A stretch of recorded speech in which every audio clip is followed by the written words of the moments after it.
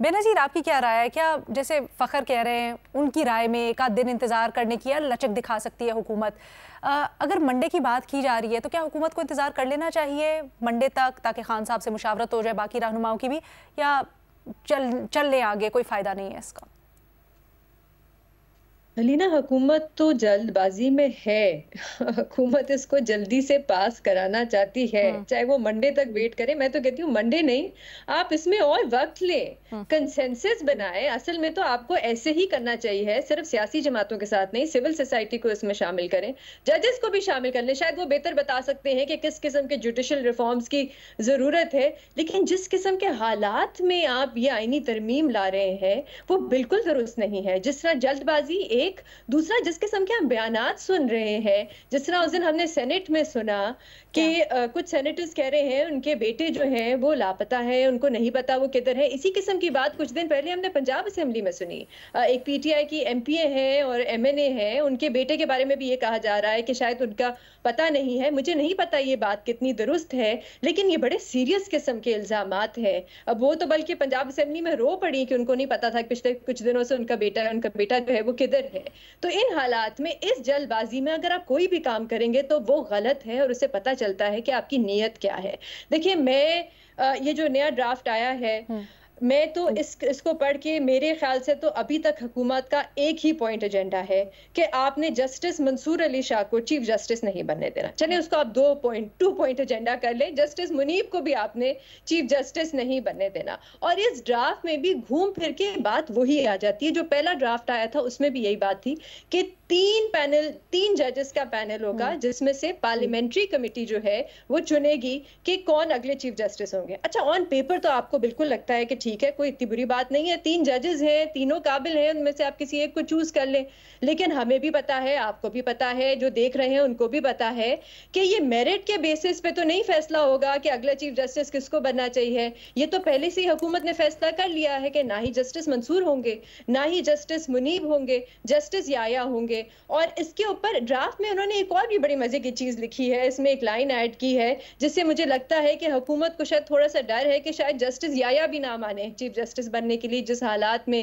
یہ آئینی ترمیم لائی جا رہی ہے۔ انہوں نے لکھا ہے کہ اگر وہ جج ڈکلائن کرتے ہیں، نہیں مانتے، تو اس کے بعد جو نیکسٹ سینئر جج ہوں گے ان کو چیف جسٹس بنا دیا جائے گا۔ اچھا، اس ڈرافٹ میں اور بھی جو چیز ہے جو اہم ہے وہ یہ ایسا لگ رہا ہے کہ اگلے چیف جسٹس کی جو اختیارات ہیں اور جو پاورز ہیں اس کو بھی ڈائلیوٹ کرنے کی کوشش کی جا رہی ہے۔ ایک تو جو پارلیمانی کمیٹی ہے اس میں پروپورشنل ریپرزنٹیشن ہوگی، مطلب کہ حکومت اور ان کے اتحادی جو ہے ان کے سب سے زیادہ نمبر ہوں گے۔ جو جوڈیشل کمیشن ہے اب اس میں حکومت کی زیادہ نمائندگی ہوگی، اور یہی وہ جوڈیشل کمیشن ہے جو ججز کا بھی فیصلہ کرے گی اپوائنٹمنٹ کا، اور کانسٹیٹیوشنل بینچز کا بھی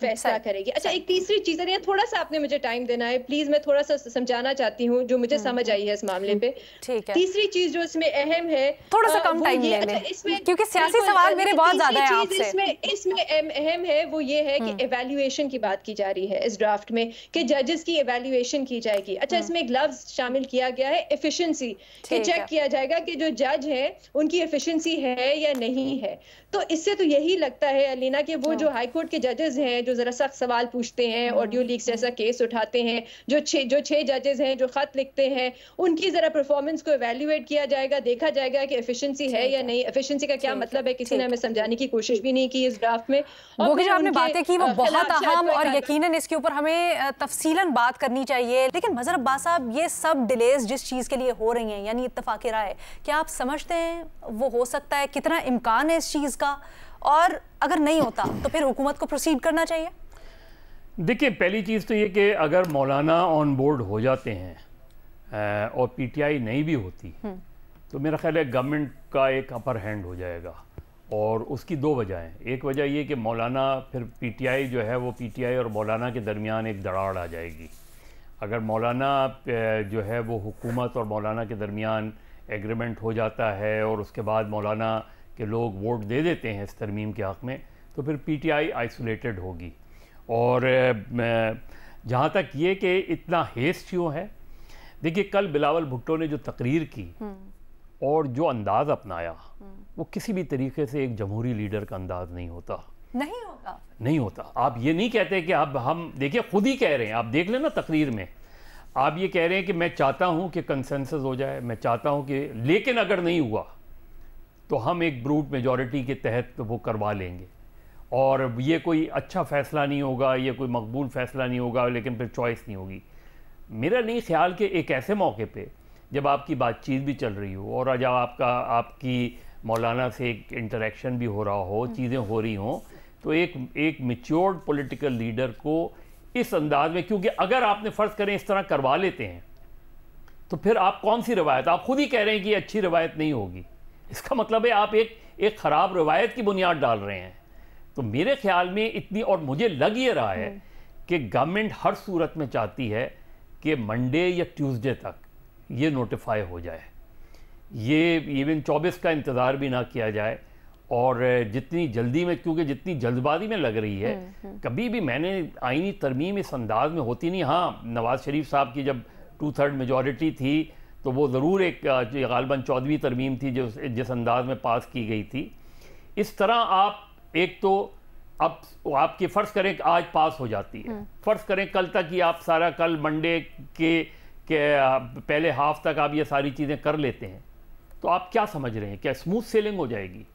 کیا چیزیں, کیا لائرز کی طرف سے ریزسٹنس نہیں ہوگی, کیا جو سپریم کورٹ کی موجودہ جو سپریم کورٹ ہے اس میں کوئی چیزیں اس طرح نہیں آئیں گی, تو ایک کلیش والی سچویشن ہوگی نا. ایک ڈیموکریٹک گورنمنٹ جو دعوے کرتی ہے, جو کلیم کر رہی ہے پارلیمنٹ, اگر اس ہیسٹ میں کرتی ہے تو میرا خیال ہے ہم ایک اچھی روایت قائم نہیں کریں گے. لیکن اگر مولانا فضل الرحمان آن بورڈ ہو جاتے ہیں اور پی ٹی آئی ظاہر بظاہر یہ لگ رہا ہے, اگر کیوں کہہ رہے ہیں آپ کو بھروسہ نہیں ابھی مولانا کہہ رہا ہوں کہ دیکھیے ابھی تک آپ کچھ نہیں کہہ سکتے کہ اب یہ جو ایوان صدر میں ملاقات ہوگی, اس میں میرا خیال ہے کہ اس وقت تک جو ڈیلے ہو رہی ہے, جو مولانا اور پی ٹی آئی کی گفتگو ہو رہی ہے, کیونکہ پی ٹی آئی تو اب منڈے سے پہلے کوئی فیصلہ نہیں کر سکتی, یہ بات تو طے ہے. سوال یہ کہ مولانا خود کیوں نہیں عمران خان صاحب سے ملنے گئے, مولانا جاتے نا عمران خان صاحب کے پاس, آپ کے خیال میں خود جانا چاہیے تھا, کیوں نہیں جانا چاہیے تھا؟ جب آپ ایک پی ٹی آئی کو آن بورڈ لے رہے ہیں تو مولانا بات ہی ختم ہو جاتی نا. اگر مولانا چلے جاتے, بھئی عمران خان کوئی سینٹرل ایگزیکٹو کمیٹی کا اجلاس بلا کے تو فیصلہ نہیں کرتے نا. اگر مولانا اور عمران خان کی تجویز پہ بھٹی صاحب کچھ کہنا چاہ رہے ہیں, مولانا اور عمران خان کی ملاقات ہو جاتی